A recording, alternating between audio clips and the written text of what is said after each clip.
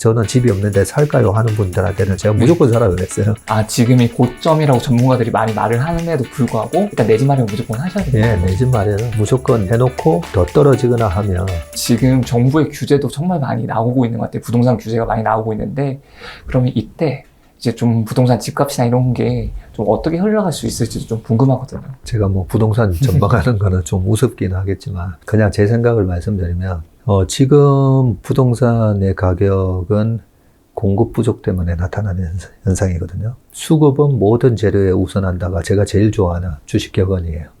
수급, 수요와 공급이잖아요.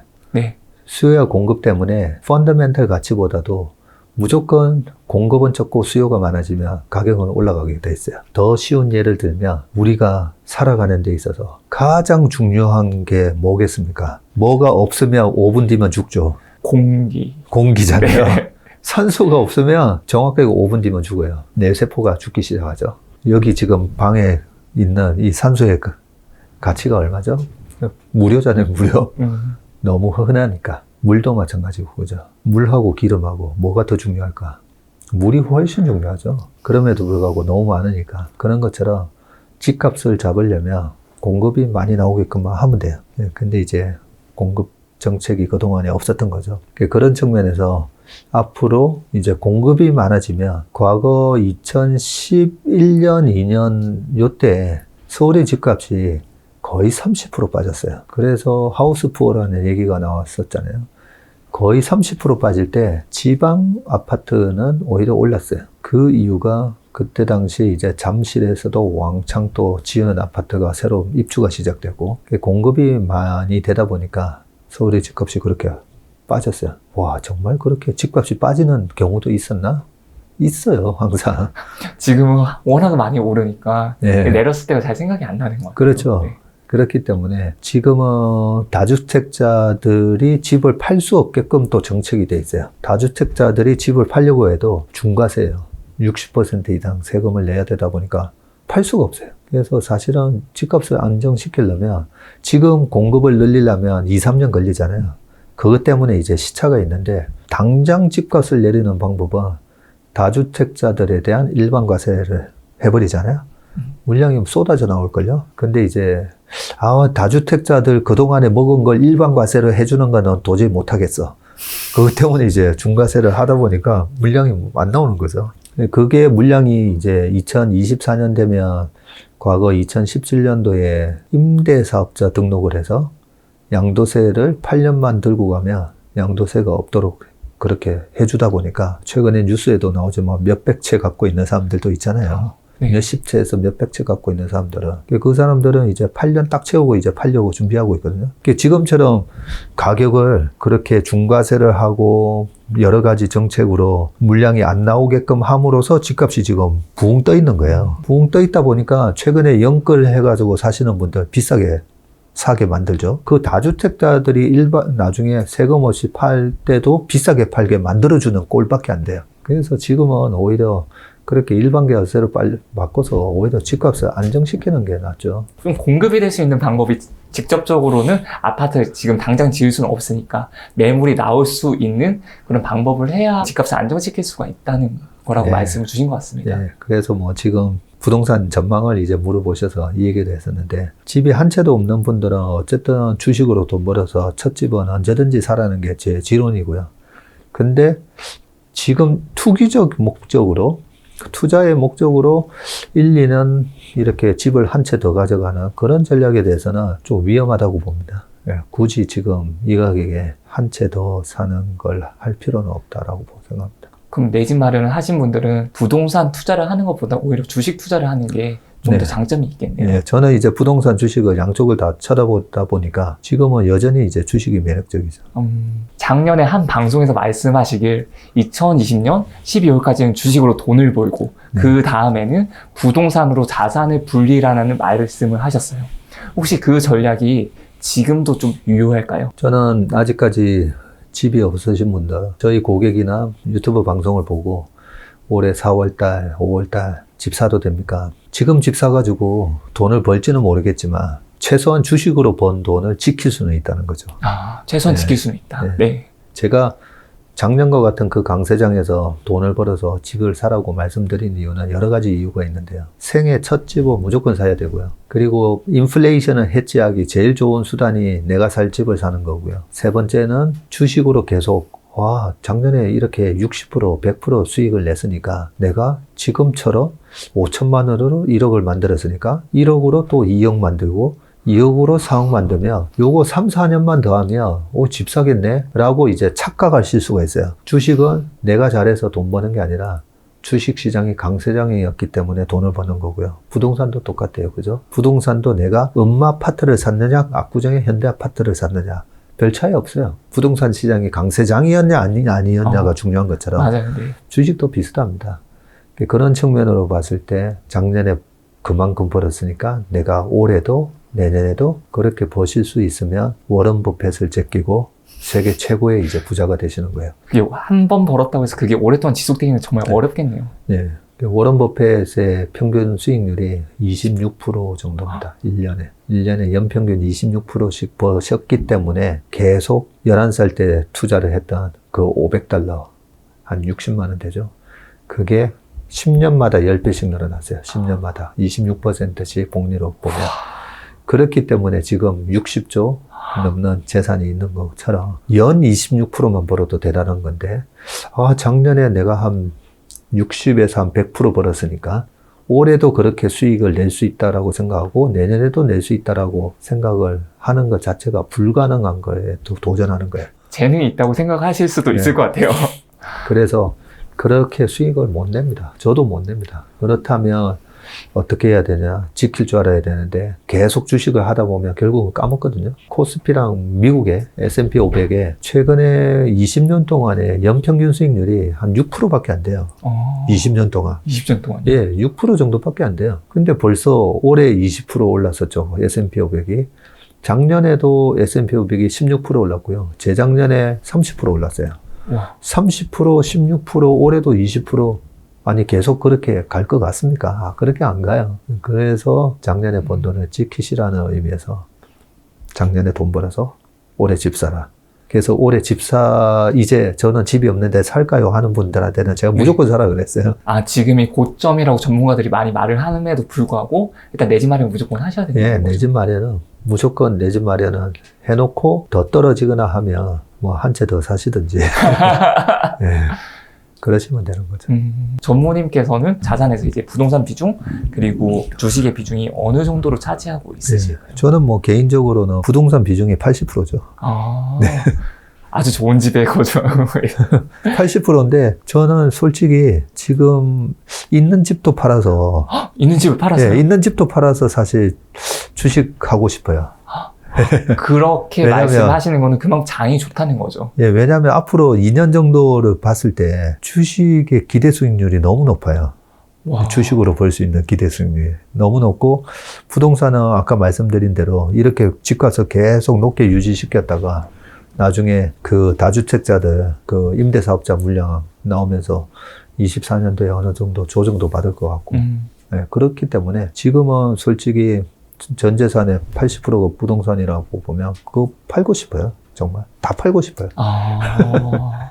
그 정도로 지금 주식이 좋은 시장이라는 거예요. 네. 그러면 지금 혹시 월세로 갈아타거나 해서 그 돈으로 좀 주식을 해보는 건 좀 어떨까요? 네, 그거는 선수들한테는 좋죠.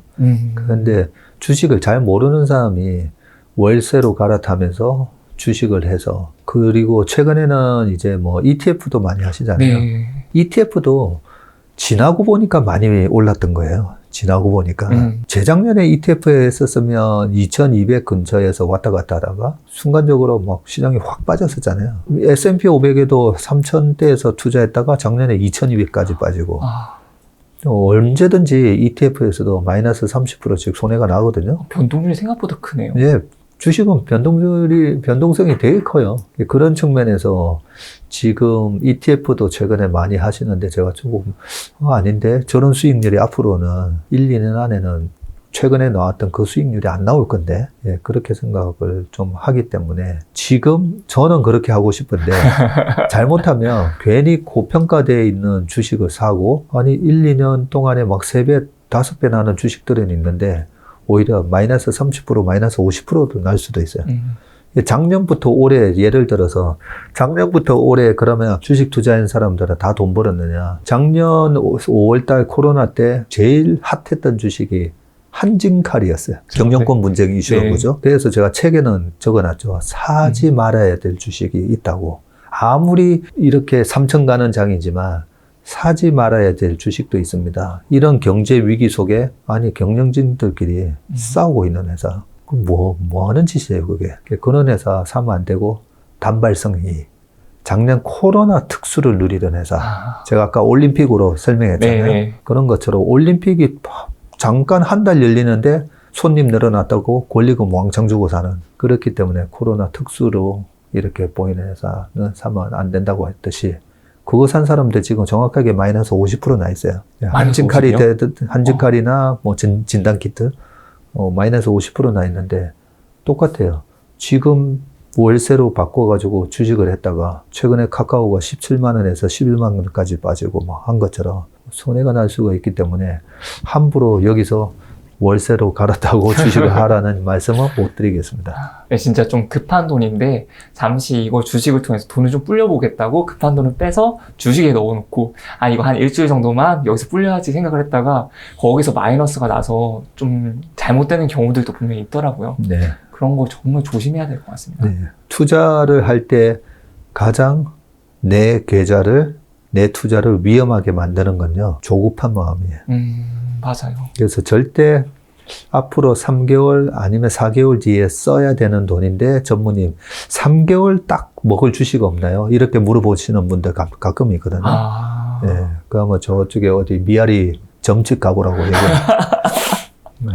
1년 놔두면 30%, 300% 이거는 100% 날 것 같은데?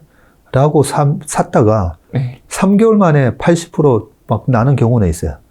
그게 얼마 전에 제가 3월 말에 저희 친척 장례식장에서 군대 휴가 나온 저희 조카한테 그랬었잖아요. 제가 과거에 30년 동안은 삼성전자 했다면 지금은 카카오나 사라고. 카카오나 사라고 했는데 2달 반 만에 87% 올랐어요. 2달 반 만에. 2달 반 만에 87%가 갈 거라고 생각해서 카카오 사라고 한 게 아니라 네. 장기적으로 그림이 좋아서 사라고 했더니 그렇게 간 거고, 그렇게 비싸지면 어떻게 해야 되죠? 1년에 한 2년 정도 걸쳐서 그 정도 기업 가치 상승이 일어나야 되는데 2달 반 만에 올랐잖아요. 그럼 또 팔아야 돼요.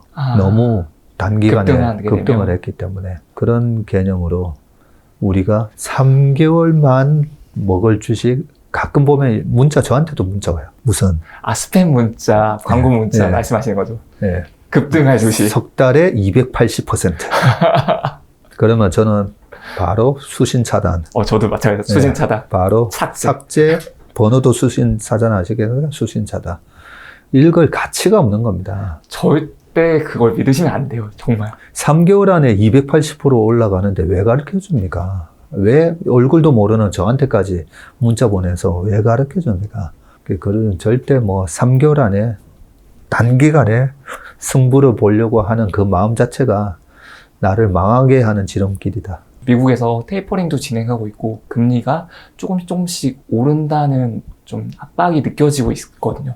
이럴 때 좀 주식시장은 어떻게 좀 흘러갈 수가 있을까요? 네, 금리에 대한 부분도 우리가 금리가 오를 때는 주가가 어떻게 움직이는지에 대해서 정확하게 알아야 되잖아요.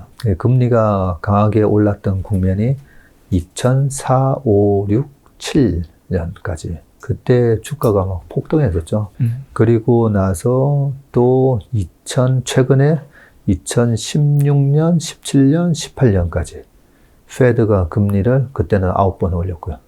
2004년부터 2006년까지는 페드가 금리를 17번 올렸어요. 17번이면 얼마 정도 오른 건가요? 17번이 거의 이제 그 1%에서 5.25%까지 계속 25bp씩 올리는데 계속 올렸던 거죠.